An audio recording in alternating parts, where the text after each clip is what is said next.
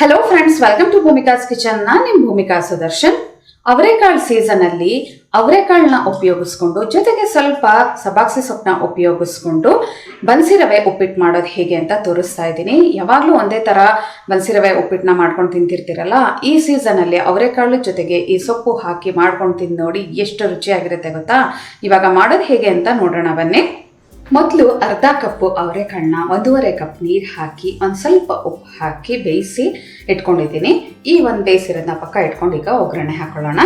Stove on ಮಾಡಿಕೊಂಡು ಒಂದು ದಪ್ಪ ತಳ ಇರೋ ಅಂಥ ಪಾತ್ರೆಯಲ್ಲಿ 4 ಟೇಬಲ್ ಸ್ಪೂನ್ ಎಣ್ಣೆ ಹಾಕಿದ್ದೀನಿ. ಎಣ್ಣೆ ಒಂಚೂರು ಚೆನ್ನಾಗಿ ಬಿಸಿ ಆಗ್ತಿದ್ದ ಹಾಗೆ ಸಾಸಿವೆ ಅರ್ಧ ಟೀ ಸ್ಪೂನ್, ಉದ್ದಿನಬೇಳೆ 1 ಟೀ ಸ್ಪೂನ್. ಸಾಸಿವೆ ಚೆನ್ನಾಗಿ ಸಿಡಿಯೋದಕ್ಕೆ ಶುರು ಆಗಲಿ. ಸಾಸಿವೆ ಚೆನ್ನಾಗಿ ಸಿಡಿಯೋದಕ್ಕೆ ಶುರು ಆಗ್ತಿದ್ದ ಹಾಗೆ ಒಂದು ಅರ್ಧ ಇಂಚು ಶುಂಠಿ, ಬೆಳ್ಳುಳ್ಳಿ 4ರಿಂದ 5 ಎಸ್ಳು. ಶುಂಠಿ ಬೆಳ್ಳುಳ್ಳಿ ಒಳ್ಳೆ ಘಮ ಬರಲಿ. ಹಸಿಮೆಣಸಿನಕಾಯಿ 5ರಿಂದ 6 ಅಥವಾ ನಿಮ್ಮ ಖಾರಕ್ಕೆ ತಕ್ಕಷ್ಟು. ಅವರೆಕಾಳು ಹಾಕಿರೋದ್ರಿಂದ ಸ್ವಲ್ಪ ಖಾರ ಮುಂದಾಗೆ ಹಾಕಬೇಕಾಗತ್ತೆ. ಈ ಹಸಿಮೆಣಸಿನಕಾಯಿ ಕೂಡ ಚೆನ್ನಾಗಿ ಫ್ರೈ ಆಗಲಿ. ಲೋ ಫ್ಲೇಮಲ್ಲೇ ಎಲ್ಲ ಫ್ರೈ ಮಾಡ್ಕೊಂಡಿದ್ದೀನಿ. ಇವಾಗ ಹೈ ಫ್ಲೇಮ್ ಮಾಡಿಕೊಂಡು ಒಂದು ಮೀಡಿಯಮ್ ಸೈಜ್ ಈರುಳ್ಳಿನ ಉದ್ದುದ್ದು ಕಟ್ ಮಾಡ್ಕೊಂಡಿದ್ದೀನಿ. ಈರುಳ್ಳಿ ಒಂಚೂರು ಸಾಫ್ಟ್ ಆಗೋವರೆಗೂ ಫ್ರೈ ಮಾಡ್ಕೊಳ್ತೀನಿ. ಈರುಳ್ಳಿ ಒಂದು ಸ್ವಲ್ಪ ಸಾಫ್ಟ್ ಆಗ್ತಿದ್ದ ಹಾಗೆ ಸಬಾಕ್ಸಿ ಸೊಪ್ಪು ಅರ್ಧ ಬೌಲು ಸಣ್ಣ ಕಟ್ ಮಾಡ್ಕೊಂಡಿರೋ ಅಂಥದ್ದು. ಈ ಸಬಾಕ್ಸಿ ಸೊಪ್ಪನ್ನ ಚೆನ್ನಾಗಿ ಫ್ರೈ ಮಾಡ್ಕೋಬೇಕು. ಅದ್ರ ಘಮ ಒಳ್ಳೆ ಪರಿಮಳ ಬರಬೇಕು, ಅಲ್ಲಿವರೆಗೂ ಫ್ರೈ ಮಾಡ್ಕೊಳ್ಳೋಣ. ಮೀಡಿಯಮ್ ಫ್ಲೇಮಲ್ಲಿ ಸಬಾಕ್ಸಿ ಸೊಪ್ಪನ್ನ ಒಳ್ಳೆ ಘಮ ಬರೋವರೆಗೂ ಫ್ರೈ ಮಾಡ್ಕೊಂಡಿದ್ದೀನಿ. ಅದು ಹೇಗೆ ಅಂದರೆ ಹಿಂಗೆ ಟಚ್ ಮಾಡಿದ್ರೆ ಫುಲ್ ಸಾಫ್ಟ್ ಆಗೋಗ್ಬಿಟ್ಟಿದೆ. ಈಗ ಒಂದು ಮೀಡಿಯಮ್ ಸೈಜ್ ಟೊಮೆಟೊ ಹಾಕೋಕ್ಕೆ ಇಷ್ಟಪಡದೇ ಇದ್ದವರು ಕೊನೆಯಲ್ಲಿ ನಿಂಬೆಹಣ್ಣು ಬೇಕಾದರೂ ಹಾಕೋಬೋದು. ಒಂದು ಟೊಮೆಟೊನ ಸಣ್ಣ ಕಟ್ ಮಾಡ್ಕೊಂಡು ಹಾಕೊಂಡಿದ್ದೀನಿ. ಟೊಮೆಟೊ ಏನು ತುಂಬ ಫ್ರೈ ಮಾಡೋದು ಬೇಡ, ನಾವು ಒಂಚೂರು ಸಾಫ್ಟ್ ಆದರೆ ಸಾಕು. ಹೈ ಫ್ಲೇಮಲ್ಲಿ ಒಂದು 2 ನಿಮಿಷ ಟೊಮೆಟೊನ ಫ್ರೈ ಮಾಡ್ಕೊಂಡಿದ್ದೀನಿ ಅಷ್ಟೇ. ಇವಾಗ ನೀರು ಹಾಕೊಳ್ತಾ ಇದ್ದೀನಿ. ಅವರೆಕಾಳು ಸಮೇತ ಬೇಯಿಸ್ಕೊಂಡಿರೋವಂಥ ನೀರು ಹಾಕ್ಕೊಂಡು ಇದಕ್ಕೆ ಇನ್ನು 1.5 ಕಪ್ ಅಷ್ಟು ನೀರು ಹಾಕ್ತಾ ಇದ್ದೀನಿ. ಅವರೆಕಾಳು ಬೇಯಿಸೋದಕ್ಕೆ 1.5 ಕಪ್ ನೀರು ಹಾಕಿದರೆ, ಹಾಗೆ ಮಾಮೂಲಿ ಬಿಸಿನೀರು ಇನ್ನು 1.5 ಕಪ್ಪು, ಒಟ್ಟಾರೆ 1 ಕಪ್ಪು ಬನ್ಸಿ ರವೆಗೆ 3 ಕಪ್ ಅಷ್ಟು ನೀರು ಹಾಕ್ಕೊಂಡಿದ್ದೀನಿ. ಸಾಫ್ಟ್ ಆಗಿರಬೇಕು ಅಂದರೆ, ಇಲ್ಲ ನಿಮಗೆ ಹುಡಿಯಾಗಿರಬೇಕು ಉಪ್ಪಿಟ್ಟು ಅನ್ನೋದಾದರೆ 2ರಿಂದ 2.5 ಕಪ್ ಅಷ್ಟು ನೀರು ಹಾಕೊಳ್ಳಿ. ಸ್ವಲ್ಪ ಉಪ್ಪು ಅವರೆಕಾಳು ಬೇಯಿಸೋದಕ್ಕೆ ಹಾಕಿದ್ದೆ. ಇವಾಗ ಇನ್ನೊಂದು ಸ್ವಲ್ಪ ಉಪ್ಪು ಹಾಕ್ತೀನಿ. ಇದು ಕುದಿಯೋದಕ್ಕೆ ಶುರು ಆಗ್ತಿದೆ ಹಾಗೆ ಹುರಿದಿರೋ ಅಂಥ ಬನ್ಸಿ ರವೆನ ಹಾಕೊಳ್ಳೋಣ. ಚೆನ್ನಾಗಿ ಕುದಿ ಬಂದಿದೆ ನೋಡಿ. ಕುದಿ ಬಂದಾಗ ಒಂದ್ಸಲ ಈ ಥರ ಮಿಕ್ಸ್ ಮಾಡಿಕೊಂಡು ಟೇಸ್ಟ್ ನೋಡಿ ಉಪ್ಪು ಖಾರ ಎಲ್ಲ ಕರೆಕ್ಟ್ ಆಗಿದೆಯಾ ಅಂತ. ಬೇಕಿದ್ರೆ ಈ ಟೈಮಲ್ಲಿ ಹಾಕಿ ಸರಿ ಮಾಡ್ಕೋಬೋದು.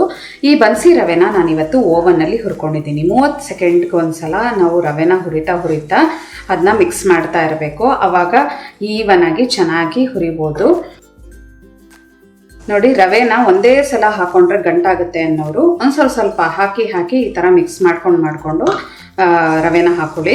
ಆವಾಗ ತುಂಬ ಚೆನ್ನಾಗಿ ಒಂದು ಚೂರು ಗಂಟಿಲ್ಲದೆ ಹಾಗೆ ಇದು ಈ ರವೆನ ಮಿಕ್ಸ್ ಮಾಡ್ಕೋಬೋದು. ಬನ್ಸಿ ರವೆ ಹುರಿದಿರೋ ಅದೆಲ್ಲ ಹಾಕ್ಕೊಂಡು ಚೆನ್ನಾಗಿ ಈ ಥರ ಮಿಕ್ಸ್ ಮಾಡ್ಕೊಂಡಿದ್ದೀನಿ. ಕೊನೆಗೆ ಒಂಚೂರು ಸ್ಪ್ಯಾಚುಲಾದಲ್ಲಿ ಅಂಟ್ಕೊಂಡಿರುತ್ತೆ, ಅದನ್ನು ಕೂಡ ಕ್ಲೀನಾಗಿ ನೀವು ಕೈಯಲ್ಲೋ ಅಥವಾ ಒಂದು ಸ್ಪೂನ್ ಸಹಾಯದಿಂದನೋ ಎಲ್ಲ ಕ್ಲೀನಾಗಿ ವೈಪ್ ಮಾಡ್ಕೊಳ್ಳಿ. ಎಲ್ಲ ಚೆನ್ನಾಗಿ ಮಿಕ್ಸ್ ಮಾಡಿಕೊಂಡು ಕುದಿಯೋದಕ್ಕೆ ಶುರು ಆಗ್ತಿದೆ ಹಾಗೆ ಲಿಡ್ ಕ್ಲೋಸ್ ಮಾಡ್ಕೊಳ್ತೀನಿ. ಲಿಡ್ ಕ್ಲೋಸ್ ಮಾಡಿಕೊಂಡು ಒಂದು 3ರಿಂದ 4 ನಿಮಿಷ ಇದನ್ನು ಚೆನ್ನಾಗಿ ಬೇಯಿಸ್ಕೊಳ್ಳೋಣ ಲೋ ಫ್ಲೇಮಲ್ಲೇ. ಒಂದು 3 ನಿಮಿಷ ಇದು ಚೆನ್ನಾಗಿ ಬೇಯಿಸ್ಕೊಳ್ತಿದ್ದ ಹಾಗೆ ಹಸಿ ತೆಂಗಿನ ತುರಿ ಒಂದು 1/4 ಕಪ್ ಅಷ್ಟು ಹಾಕೊಳ್ತಾ ಇದ್ದೀನಿ. ತೆಂಗಿನ ತುರಿ ಹಾಕ್ಕೊಂಡು ಒಂದ್ಸಲ ಎಲ್ಲ ಚೆನ್ನಾಗಿ ಈ ಥರ ಮಿಕ್ಸ್ ಮಾಡ್ಕೊಳ್ಳೋಣ. ಮೇಲೆಲ್ಲ ನೀರು ನಿಂತಿರುತ್ತೆ, ಕೆಳಗಡೆ ಎಲ್ಲ ರವೆ ಹೊಟ್ಟೋಗಿರುತ್ತೆ. ಚೆನ್ನಾಗಿ ಈವನ್ ಆಗಿ ಈ ಥರ ಮಿಕ್ಸ್ ಮಾಡ್ಕೋಬೇಕು. ಎಲ್ಲ ಚೆನ್ನಾಗಿ ಮಿಕ್ಸ್ ಮಾಡಿಕೊಂಡು ಇವಾಗ ಪುನಃ ಲಿಡ್ ಕ್ಲೋಸ್ ಮಾಡ್ಕೊಳ್ತಾ ಇದ್ದೀನಿ. ಲೋ ಫ್ಲೇಮಲ್ಲೇ ಇನ್ನೊಂದು 2 ನಿಮಿಷ ಇದನ್ನ ಬೇಯಿಸ್ಕೊಂಡು ಸ್ಟವ್ ಆಫ್ ಮಾಡಿಬಿಡೋಣ. ಸ್ಟವ್ ಆಫ್ ಮಾಡ್ತಾ ಇದ್ದೀನಿ. ಇನ್ನೊಂದು 5ರಿಂದ 6 ನಿಮಿಷ ಬಿಟ್ಕೊಂಡು ಲಿಡ್ ಓಪನ್ ಮಾಡೋಣ. ರವೆ ಎಲ್ಲ ಚೆನ್ನಾಗಿ ಅರಳಿರುತ್ತೆ. 5 ನಿಮಿಷ ಆದ ನಂತರ ಲಿಡ್ ಓಪನ್ ಮಾಡ್ತಾ ಇದ್ದೀನಿ. ಆ ಸಬಾಕ್ಸಿ ಸೊಪ್ಪು ಅವರೆಕಾಳ್ದು ಫ್ಲೇವರ್ ಎಷ್ಟು ಚೆನ್ನಾಗಿ ಬರ್ತಾ ಇದೆ ನೋಡಿ.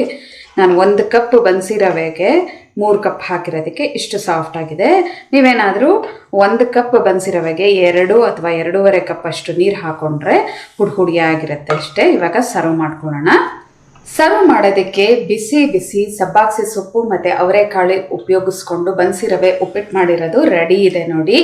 ಈ ಉಪ್ಪಿಟ್ಟು ಜೊತೆಗೆ ಒಂಚೂರು ಮೊಸರು ಉಪ್ಪಿನಕಾಯಿ ಯಾವುದಾದ್ರೂ ಪರವಾಗಿಲ್ಲ, ಇದ್ರಂತೂ ಒಳ್ಳೆ ಟೇಸ್ಟ್ ಕೊಡುತ್ತೆ. ನೀವು ಕೂಡ ಈ ಒಂದು ಸೀಸನ್ ಅವರೆಕಾಳು ಸೀಸನಲ್ಲಿ ಸಬ್ಬಾಕ್ಸಿ ಸೊಪ್ಪು ಅವರೆಕಾಳು ಎರಡೂ ಈ ಉಪ್ಪಿಟ್ಟಿಗೆ ಹಾಕಿ ಒಂದ್ಸಲ ಮಾಡಿ ಹೇಗಿದೆ ಅಂತ ಕಮೆಂಟ್ ಬಾಕ್ಸಲ್ಲಿ ತಿಳಿಸಿ. ಇವತ್ತಿನ ಈ ಸಿಂಪಲ್ ರೆಸಿಪಿ ನಿಮ್ಗೆ ಇಷ್ಟ ಆದರೆ ಲೈಕ್ ಮಾಡಿ, ಶೇರ್ ಮಾಡಿ. ಯಾರೆಲ್ಲ ಇನ್ನೂ ಭೂಮಿಕಾಸ್ ಕಿಚನ್ಗೆ ಸಬ್ಸ್ಕ್ರೈಬ್ ಆಗಿಲ್ಲ ದಯವಿಟ್ಟು ಸಬ್ಸ್ಕ್ರೈಬ್ ಆಗಿ. Thanks for watching.